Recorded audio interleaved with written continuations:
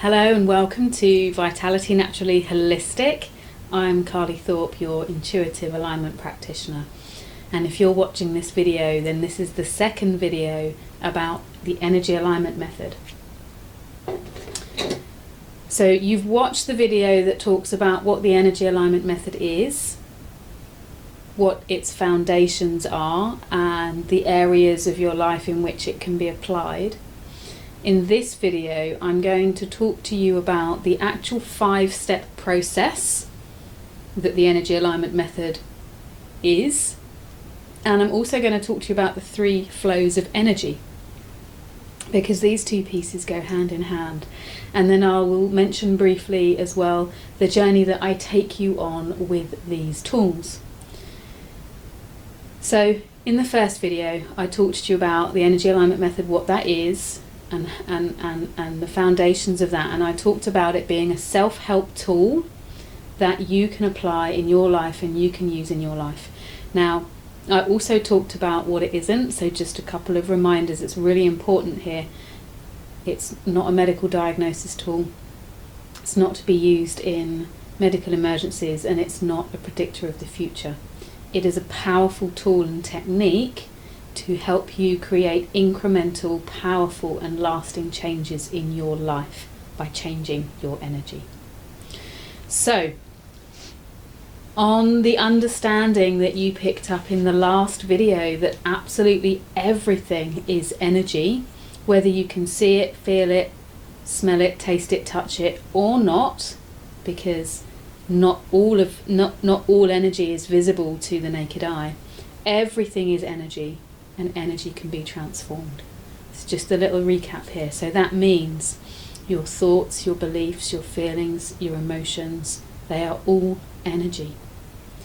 And collectively, if any of those areas are out of alignment in your life, and I talked about in the last video mentally, physically, emotionally and spiritually, these areas are out of alignment in your life, then you're in a stress state, and stress creates, well, stress is the root cause of the majority of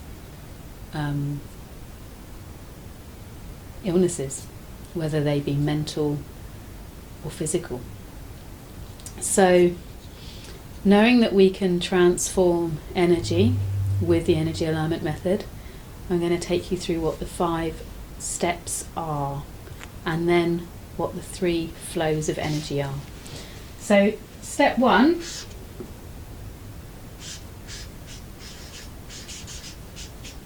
you are asking, I don't know if you can see that actually. Step 1, you are asking your energy a question. And once you're standing in the correct position and you've brought your energy down, you're grounded, and you ask a yes/no question to your energy, to your body physically responds. And it will usually sway forward for a yes answer and usually sway backwards for a no. So you can try it now. If you're standing with your feet hip distance and your knees relaxed and your hips relaxed and your arms down by your sides, just bringing your attention and your focus down into your heart, into your belly and down through your feet. And then just ask a question. I was born on the 25th of March. And you get this movement forward for me because that is actually my birth date. So that's you asking, and what's actually happening? That's called an ideomotor response. It is your nervous system responding to the answer that is in your energy field, in your physical body. So it is a neuromuscular response to the question that you've asked. So equally, you could ask a question that is a definite no answer to test it. I was born on the 1st of April. And I move backwards. Now, that movement isn't something that I'm consciously doing from my head.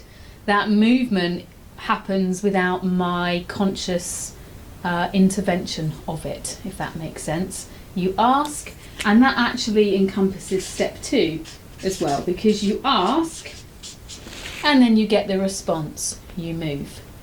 So you might be exploring how you feel about a particular situation. Say, for example,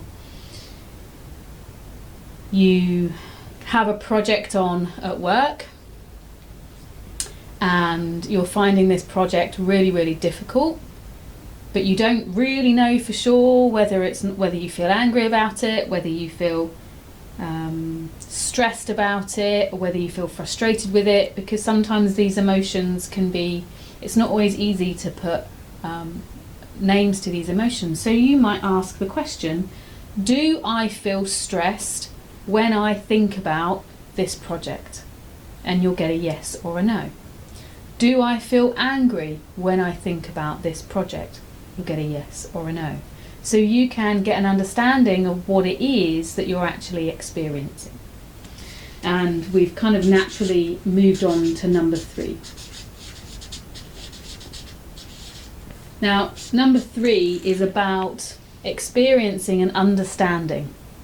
So you've asked a question, you've moved in response to that question, and then you might need to gather more information to build an understanding of that experience. So whilst we're on the topic of emotions, if you're, let's come back to that work project as an example. If the answer was yes, that you are feeling angry about that work project, you may need to know, you may want to know, your energy may ask you to find out more about that anger. So in the last video you heard me talk about the possibility of having emotional responses to situations that feel disproportionate to the situation itself. So let's take that as an example. Say that you are feeling really, really angry about this particular project and you're thinking, this makes no sense. Why do I feel angry about this? It's very possibly something that's triggered from the past. So you might need to know when the anger started. You might need to know how many times you've repeated that anger about a work project. And yeah, let's just start with those 2 for now. So you would then kind of be asking, you'd be jumping back between these 3 steps to gather the information. So you might say, when did this anger begin? Did it begin when I was older than 10? Was I between 10 and 15 years old? Was I between 15 and 20 years old? And you're starting to get the age, and you might find that actually the anger began at age 21 when you were in a previous role and you were given a similar project that didn't go very well and you were still feeling really angry about it. All of that, if you remember the last video, might be recorded subconsciously, that below the surface piece. You might need to know, how many times have I felt angry about a work project? And if you think about the fact that, as I said in the last video, that our energy field is a recording device, and so every time we've experienced something, it is recorded. If you've experienced anger about work projects multiple times, imagine it starts off as a small blob like that, and then you add another experience of anger to it, and then another one, and then another one, and then another one. And so this anger gradually gets bigger and bigger and bigger, and then in your current experience of anger at your work project, what you're actually bringing is all of the anger from all of the times you've ever felt it. Does that make sense?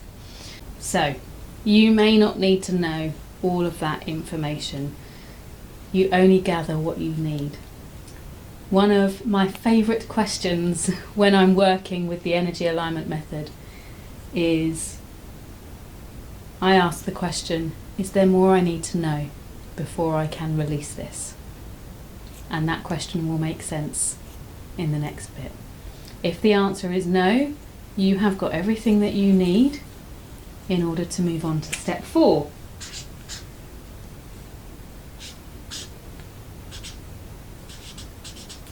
step 4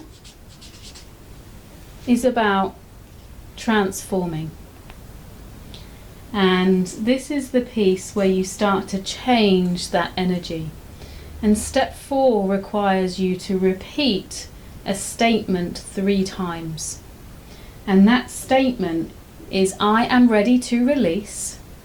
And then you'll say what you found here. So I'm ready to release all of the anger that I feel when I think about this work project.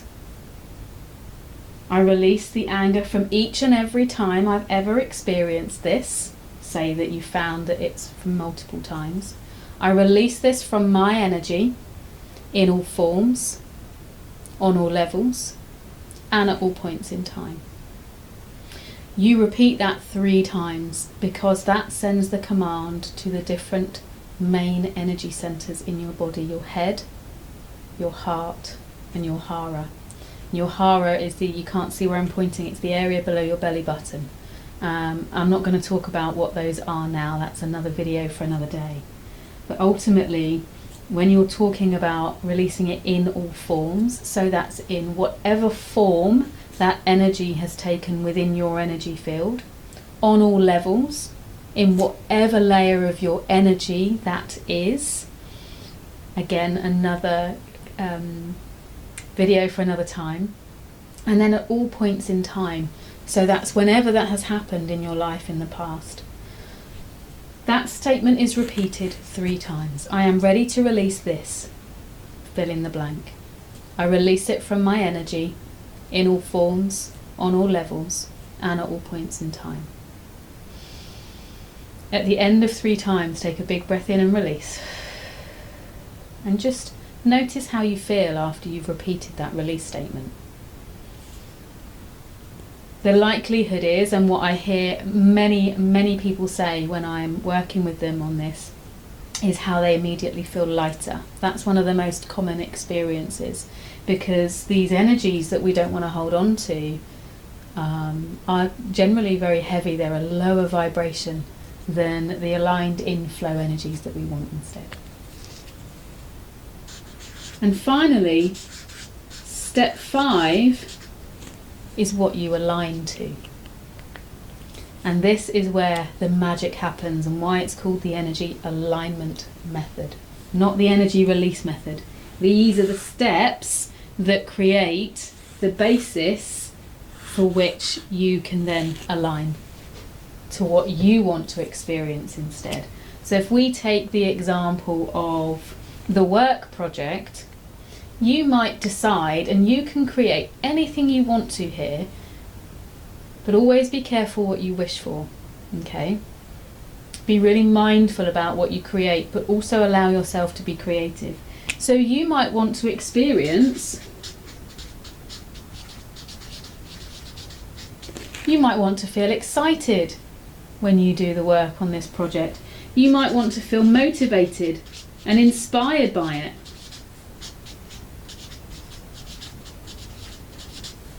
And you might want to enjoy doing the work. So when you do your alignment statement, you are literally calling into your energy what you want to experience instead. Remember in the first video I talked about those neural pathways. This is the point where you recreate the new neural pathways. You change the energetic vibration of what it is that you experience. So what you would do for this is you stand with your feet hip distance. Stand, if you can, with your arms up in a V with your palms up to the sky. Now if you imagine this creating an energetic funnel through which you receive the new energy that it is that you want to call in. And again, the energetic funnel piece is another video for another day, but this calls the energy in from above and up from below and helps your energy realign it. Think of your fingertips as the antenna that receive the energy. So what you would say in this statement is, I am ready to allow myself to feel and experience excitement and motivation, inspiration and joy when I think about and work on this project at work. I allow this into my energy in all forms, on all levels and at all points in time. You repeat that twice more. I allow myself to receive excitement and joy, motivation and inspiration when I think about and work on this project at work. I allow this into my energy in all forms, on all levels, and at all points in time. So you will repeat that 3 times, again speaking to those different energy centers. And once you've finished, you slowly bring your arms down by your sides and just take a moment to breathe and allow that energy to settle in. So that is the 5 steps completed. Now there is an enormous amount more behind all of that when we're thinking about and working on thought patterns and beliefs and habits and patterns. This is just a very, very small taster of what the 5 steps are. And when we work together in a session, I will guide you and lead you every step of the way, but also teach you these 5 steps so that you can go home and use them on yourself as well and kind of practice. So that's the 5 steps. And then I also talked about the 3 flows of energy. And this is really, really key. And if anything, I should perhaps have taught you that bit first before this bit. But energy is in one of 3 states.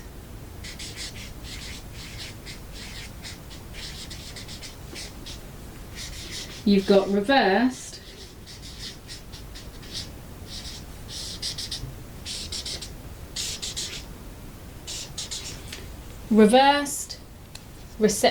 resistant and receptive.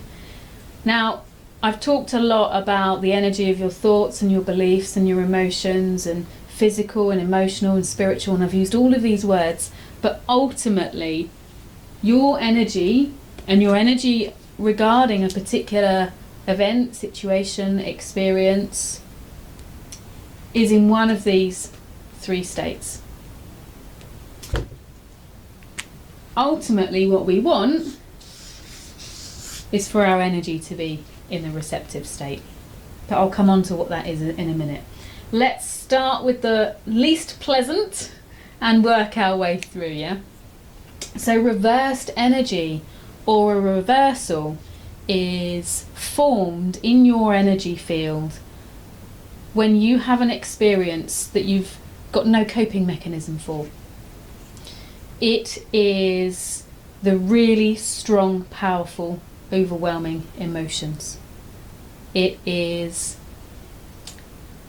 the experience that you have where no matter how hard you try, you feel like you take 10 steps backwards each time you try to do the thing, because what you're hitting up against is reversed energy in your energy field. It is shock. It is trauma. It is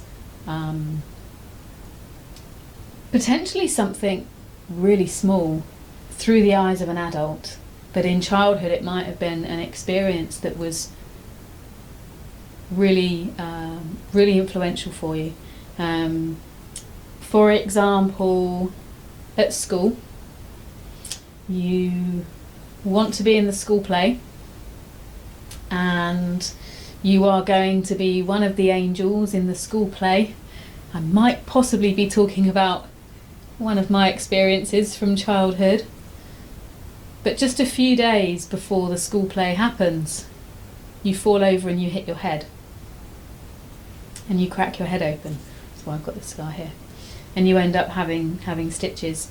Through the eyes of an adult, it's just a child falling over and hurting their head.